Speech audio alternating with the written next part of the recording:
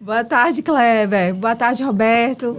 Boa tarde, comandante aqui, Sargento Moraes aqui com a gente. Boa tarde a todos os ouvintes aqui da Rádio Cultura, do programa Inove Notícias.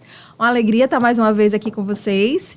E hoje, como estamos no mês de agosto e todo mundo já deve estar aí observando que existe uma campanha forte a respeito do Agosto Lilás. Ontem, a Lei Maria da Penha comemorou 17 anos de criação. Existem pesquisas que dizem que essa lei é a lei que a sociedade mais conhece, já ouviu falar, né? Mas conhece assim, por ouvir dizer. Ainda existem muitas dúvidas a respeito desse assunto. E é por isso que é tão importante que exista um mês como esse, um mês de conscientização, de sensibilização da sociedade com relação a esse assunto da violência doméstica contra a mulher.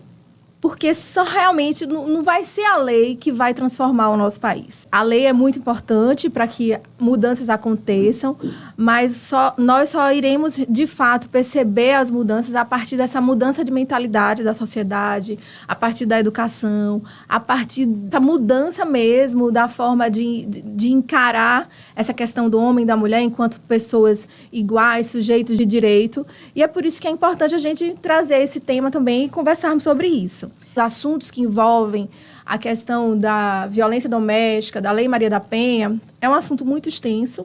Então, eu pensei em hoje nós focarmos nos tipos de violência que existe para que a gente esclareça a sociedade. Muitas vezes a mulher está sendo vítima desse tipo de crime e ela nem percebe e nem se dá conta.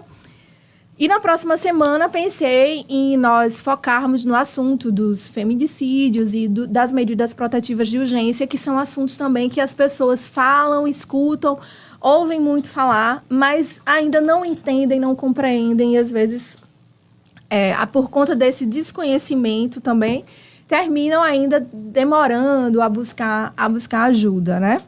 A Lei Maria da Penha, é importante a gente lembrar um pouco, fazer aqui um histórico, porque são 17 anos, próximo ano ela é uma lei que completa a maioridade, mas é importante a gente saber como era antes. Por quê? Como é que era antes? Antes, esse assunto da violência doméstica, ele era um assunto, assim, que ele era meio invisível. As questões, elas aconteciam sempre ali no interior daquelas relações familiares, dentro de casa. Aquele assunto não era tratado com outras pessoas. E quando a mulher, muitas vezes, vítima de uma violência física, né, terminava procurando a delegacia, por exemplo, às vezes por conta de uma lesão corporal, por exemplo, o que é que acontecia? Era feito um termo de ocorrência circunstanciado na época e o marido assumia ali um compromisso de comparecer na justiça e os dois que tinham acabado de brigar, se extrapiar, voltavam para casa para dormir na mesma cama, né?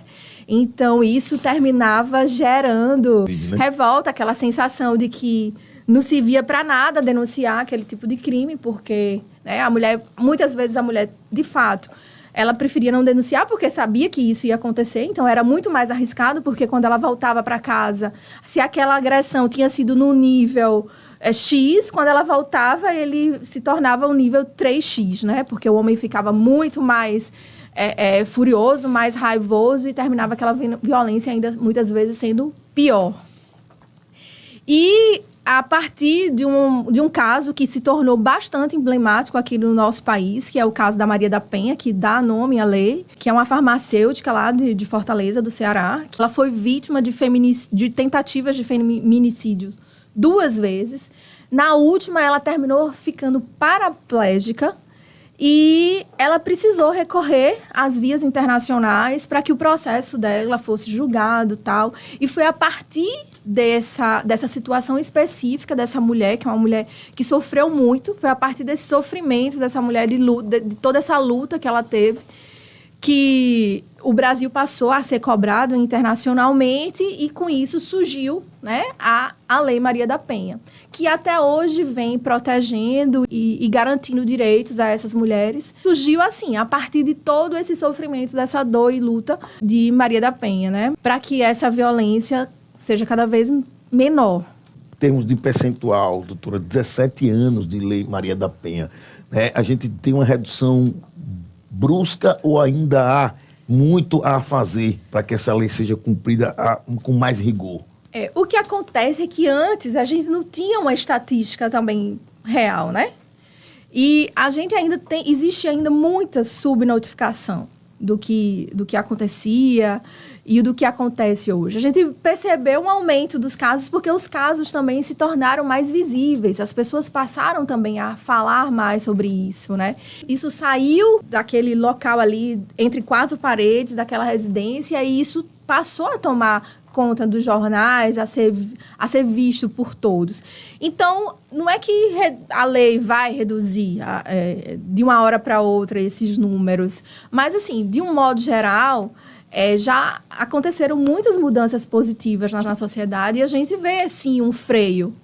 Agora, claro que não depende apenas do surgimento de uma legislação. Quem aplica essa legislação são os homens, são as mulheres. Então, o que é importante mesmo é essa conscientização e por isso a gente precisa, ainda hoje, termos um mês inteiro falando sobre isso, para que as pessoas se conscientizem, saibam mais sobre o assunto.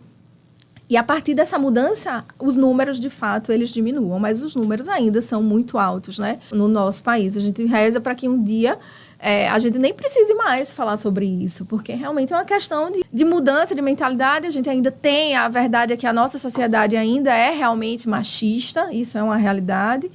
E, às vezes, esses assuntos, eles terminam se naturalizando. As pessoas começam, às vezes, a acharem que é normal e por aí vai. E isso vai se mantendo ainda na sociedade. Mas eu creio que vai chegar um momento que ninguém mais vai aceitar. Mas ainda falta muito tempo. A Lei Maria da Penha quebrou, né? Furou bloqueios, barreiras, saiu de uma lei ali empacotada e hoje é uma das leis mais utilizadas para a justiça, doutora? Eu acredito que sim. Outra informação que é interessante, antigamente, quando os homens tinham esses problemas com as mulheres e aí o caso ia para a justiça, muitas vezes o juiz determinava o pagamento de uma cesta básica, então ele achava que valia a pena aquilo ali, né? Por exemplo, eu vou agredir, vou bater, vou dizer o que eu quiser para ela e na justiça, depois com a cesta básica, eu resolvo o meu problema. A Lei Maria da Penha, ela trouxe a proibição disso. Hoje, quando um homem ele é condenado por alguma atitude, por algum crime praticado aí no contexto de violência doméstica, o juiz ele não pode mais estipular o pagamento de nenhum dinheiro, nem nenhuma cesta básica para essa mulher, né? Nem para a justiça, nem para nenhuma de tipo de doação, não pode mais fazer isso. Ele vai aplicar ali a pena mesmo do crime que ele tiver cometido. Então, o que é que acontece? Por que é importante a gente esclarecer os tipos de violência doméstica? Como eu falei, a violência, quando ela chega no feminicídio, que é aquela situação mais brutal, né, do tipo de violência contra a mulher, que é aquela situação ali em que o homem ele quer dominar aquela mulher de todas as formas e a ponto de chegar a matá-la. Esse feminicídio ele não acontece de um dia para o outro. Essa violência ela não surge de um momento para outro. Simplesmente o homem hoje ele acorda, né, e vou cometer um feminicídio. Geralmente o que é que acontece? É uma violência que ela vem crescendo ali, que a mulher ela vai participando, fazendo parte daquela relação que é uma relação abusiva e ela não toma nenhuma providência no meio desse caminho, a ponto de que essa violência ela vai aumentando, esse ciclo da violência ele vai se perpetuando ali na vida dela, cada vez mais a violência vai aumentando a ponto de chegar ao feminicídio. Então, por isso que é muito importante a mulher entender quais são os tipos de violência. Então, vamos lá. A primeira e mais conhecida é a questão da violência física, que é essa violência que todo mundo geralmente conhece, que acha que só está sendo vítima quando existe ali aquela agressão física, que são as lesões corporais, aqueles tapas, os murros, as mordidas, puxões de cabelo, uma facada, tudo que cause ali uma lesão, um comprometimento ali, né, na saúde dessa mulher. Eu tive duas situações que chamaram a atenção, dois casos que eu investiguei, Kleber, que o homem, ele cortou o cabelo da mulher todo, né? Além de ter essa questão física dele cortar, ele queria ali, né, minar a própria autoestima daquela mulher. E tive uma outra situação que, quando eu olhei a mulher, eu não acredito. A mulher estava toda roxa. Ela era roxa daqui até embaixo. Toda roxa. Era um roxo que ele ia ficando preto. Perguntei à mulher o que era. Ela disse que eram mordidas. Em determinados locais, encontrava os dentes, assim, a marca dos dentes no corpo daquela mulher. Então, são coisas que chamam, assim, ó, você não tem dúvida ali de que aquela mulher foi vítima de uma violência, né? Essa é a violência que todo mundo conhece e que já tá, e que, né, aquela mulher que chega com aquele olho roxo, que você percebe que ela foi vítima de alguma situação, mas existem outros tipos de violência. E hoje está muito, assim, o assunto que vem muito à tona tem sido o assunto da violência psicológica também, que são todas essas situações que também causam um dano emocional, mas que às vezes a mulher tem muita dificuldade de perceber que está sendo vítima de uma violência psicológica.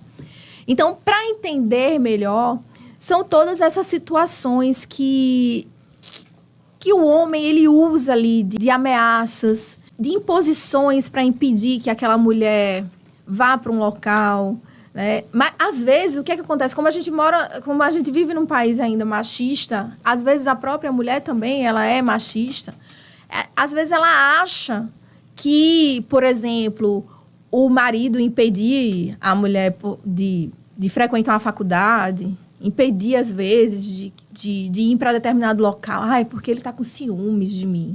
Então, ela acha ali, né, essa desculpa para justificar aquela atitude dele, quando, na verdade, ela está sendo vítima, sim, de um tipo de violência, que é a violência psicológica. Essas intimidações, essas proibições para ir e vir, essas proibições do que vestir, essas ameaças. Hoje tem muitos casos que homens que perseguem a mulher, e não é só fisicamente perseguir, eles perseguem a mulher nas redes sociais, ele persegue o que essa mulher curte, ele persegue o que ela, né, o que ela comenta, os comentários que ela faz. Em casos, outro dia teve uma situação que eu soube que a mulher ela se separou, terminou o namoro, e aí, continuou a vida dela, tá naquela fase de... É jovem, de passear, de curtir, com toda a liberdade que ela tem direito. E aí, ela postava na internet, tipo assim, chegou em tal lugar. Daqui a pouco, olha o homem lá. Aí, ela começou a achar estranho, né? Daqui a pouco, ela não demorou um pouco, né, a perceber. E aí ela fez a denúncia, que ela já estava, tipo assim, incomodada, porque todo lugar que ela chegava, claro que ela foi orientada também, não postar, tal, né? Já que ela estava passando aí por esse contexto. Mas veja como existe ali aquela intimidação. E às vezes a pessoa não percebe, acha que é normal. Infelizmente, ainda isso é travestido ali, como se fosse uma justificativa de um ciúmes, de um zelo, né? Que na verdade não é. Isso é o homem querendo muitas vezes impor a ideia de que domina aquela mulher. E a mulher vai, às vezes, ali passando uma vida perpetuando esse tipo de situação na vida dela e nem percebe, muitas vezes. E isso vai minando a autoestima dessa mulher, isso vai minando a alegria dessa mulher e vai trazendo muito sofrimento. Tem uma frase que diz que quando você maltrata, você atinge uma mulher, você termina atingindo a família inteira, né? A mulher ali é aquela base de toda aquela estrutura e isso termina afetando a todos. Outra violência também que acontece muito, mas que as pessoas têm muita dificuldade de denunciar, é a questão da violência sexual. Que existe, sim, nas relações de marido e mulher, que existe, sim, mas por conta, muitas vezes, da religião, daquela ideia ainda de que a mulher é obrigada a praticar o sexo na hora que o homem quer, por uma questão, às vezes, até de crença religiosa, de que ela não pode se negar.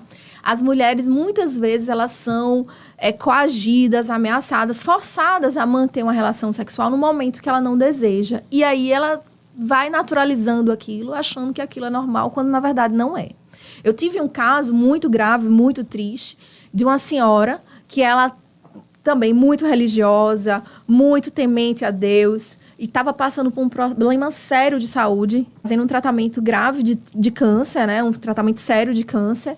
E ela era forçada pelo marido a continuar mantendo relações sexuais com ele. E ela, por um bom tempo, ela continuou se sujeitando àquela situação, até que ela percebeu, em determinado momento, que ela estava sendo vítima ali de uma violência sexual, mesmo que praticada pelo marido dela.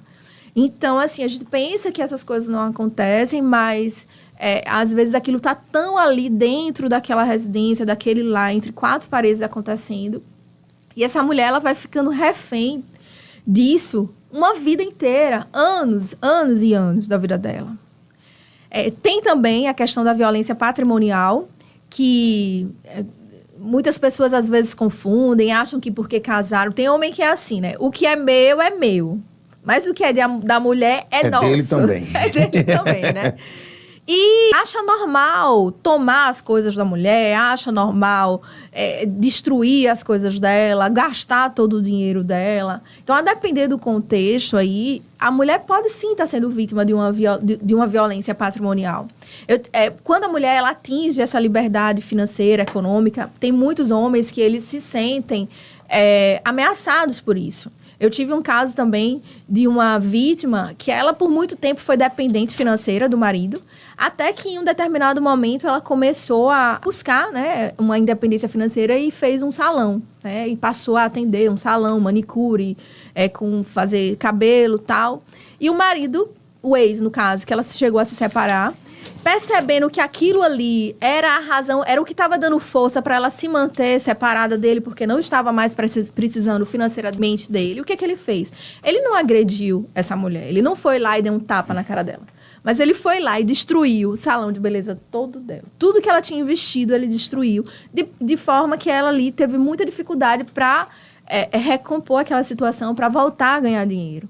Mas o que é que ele queria? Ele queria atingir justamente. Aí, às vezes, as pessoas acham, é um momento de fúria. Não. Aquilo ali, no íntimo, o cara sabe o que está fazendo.